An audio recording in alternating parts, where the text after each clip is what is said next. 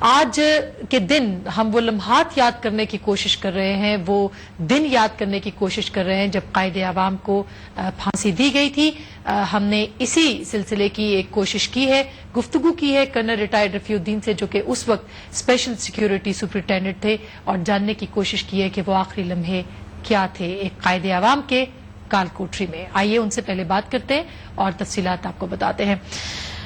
Colonel صاحب، آپ ہمارے ساتھ اس وقت موجود ہیں، یہ بتائیے گا کہ بھٹو صاحب کو آج کے دن پھانسی دی گئی تھی اور یہ آرڈرز آئے تھے 4 اپریل کو، کچھ ہی گھنٹوں کے بعد ان کو تختہ ادار پر لٹکایا گیا۔ کیا تاثرات تھے ذوالفقار علی بھٹو کے اس وقت جب یہ صورتحال سامنے آئی اور ان کو آرڈرز کا پتہ چلا؟ بھٹو صاحب کو یقین نہیں تھا کہ انہیں پھانسی لگا دیا جائے گا، کیونکہ وہ سمجھتے تھے کہ ان کے اوپر جو الزامات لگائے گئے ہیں وہ اس قابل نہیں کہ ایک ہیڈ آف اسٹیٹ یعنی بھٹو صاحب کو ایک صدر جو رہے ہوں، جو وزیر اعظم رہے ہوں، جو فارن منسٹر رہے ہوں، ان اپوائنٹمنٹس میں ان کو اتنی بڑی سزا دی جا سکتی ہے۔ لیکن جب فائنلی جنرل ضیاء صاحب نے حکم نامہ بھیجا تو اس کی وجہ سے آخر کار ان کو پھانسی لگا دی گئی۔ تو انہیں بتایا گیا کہ آج اتنے بجے 7 گھنٹے کے بعد آپ پھانسی لگ رہے ہیں۔ جب مجھ سے انہوں نے آخر میں پوچھا تو جب میں نے انہیں کہا کہ انہوں نے پوچھا کہ colonel Rafi what is this drama being played, تو میں نے انہیں جواب دیا کہ have I ever tried to be funny with you? تو بہت انٹیلیجنٹ آدمی تھے، وہ فوراً سمجھ گئے، تو کہنے لگے کہ what do you mean, what do you mean? تو پھر میں نے انہیں بتایا کہ final order have come and tonight you are being hanged. اس پر وہ ان کو پتہ چل گیا کہ واقعہ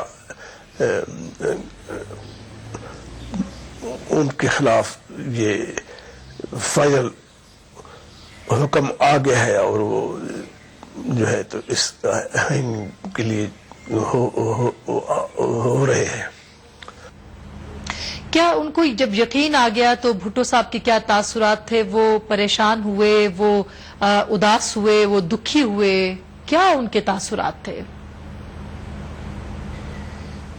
وہ دکھی نہیں ہوئے، کوئی ایسی چیز مجھے نہیں دکھائی دی، لیکن یقیناً ان کو افسوس ضرور ہوا۔ آپ کی کتاب میں ہے کہ انہوں نے شیو کی، چائے مانگی، اس کا مطلب ہے کہ وہ پریشان نہیں تھے۔ وہ آخری لمحے کیا تھے؟ وہ انفارچونیٹلی جب انہیں کوئی 10-12 دن پہلے بتایا گیا کہ انہیں جو ہے تو کیپٹل پنشمنٹ ملے گی، اور اس وقت انہوں نے ان کے جو چھوٹا سا کمرہ تھا کوئی 4.5 بائی 4 یا رفلی، تو اس کمرے میں ان کی چارپائی وغیرہ اور وہ جو بھی بستر تھا وہ سب کچھ انہوں نے ہنگر سٹرائک کر دی تھی۔ 9 دن بھٹو صاحب نے ہنگر سٹرائک پہ گزارا۔ یہ حیران ہوتے ہیں کیونکہ ابھی تھوڑی دیر آپ کے آنے سے پہلے ایک صاحب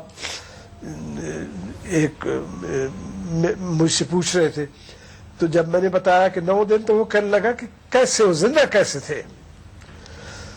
تو میں نے کہا 9 دن انہوں نے نہ کچھ کھایا نہ پیا، چائے تک نہیں پی اور بالکل وہ ہنگر سٹرائک پر تھے. 9 دن جب ان کی حالت یہ گزری تو اس کے بعد وہ بہت خفیف، بہت کمزور ہو گئے تھے اور اس حالت میں ان کی حالت بہت خراب تھی. لیکن کمال ہے وہ شخص تھا جو کہ 9 دن جس نے، اور پھر بعد میں انہوں نے اپنی، جب ان سے کہا گیا کہ آپ ہنگر سٹرائک ختم کریں اور وہ جو کچھ بھی تھا، اس کے بعد جب ان کو لے جا رہے تھے پھانسی گھاٹ پر تو وہ اس سے پہلے انہوں نے اپنی مشقتی کو، یعنی جو ان کے ساتھ ان کی چائے وائے تیار کرتا تھا اس کو کہا تھا کہ چائے لاد دو مجھے، اور مشقتی جب آیا تو اس وقت ان کو اسٹریچر پر ڈال چکے تھے اور وہ چائے کا پیالہ جو بھٹو صاحب کبھی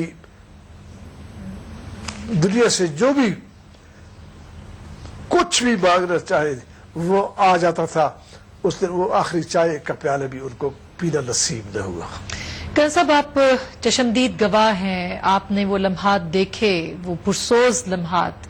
آپ بتائیے گا کہ کیا پھانسی گھاٹ کی طرف خود چل کے گئے تھے بھٹو صاحب یا ان کو اسٹریچر پہ ڈالا گیا تھا؟ نہیں،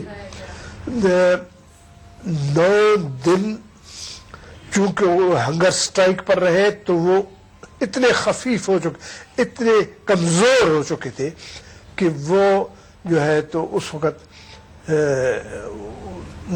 اتنا جسمانی لحاظ سے اٹھ نہیں سکتے تھے، چل نہیں سکتے تھے، تو انہیں اسٹریچر پر ہی لے جایا گیا پھر، اور اسٹریچر پر اٹھا کر کے لے گئے.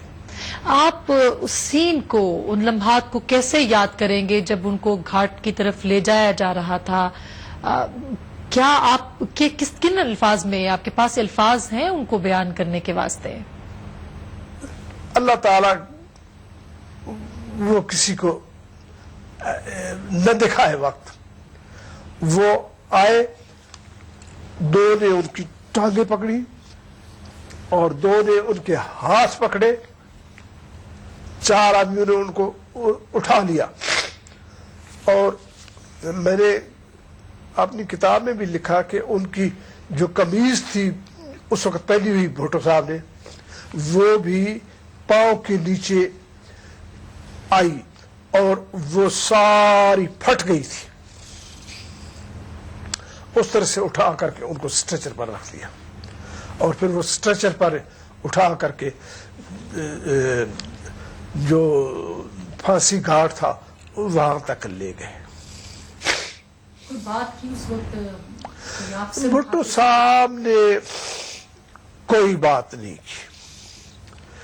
جس وقت ان کو میں نے پوچھا کہ آپ چل کر کے جائیں گے یا آپ کو اٹھا کر کے لے جایا جائے، تو اس وقت ان کی زبان بات نہیں نکل سکتی تھی.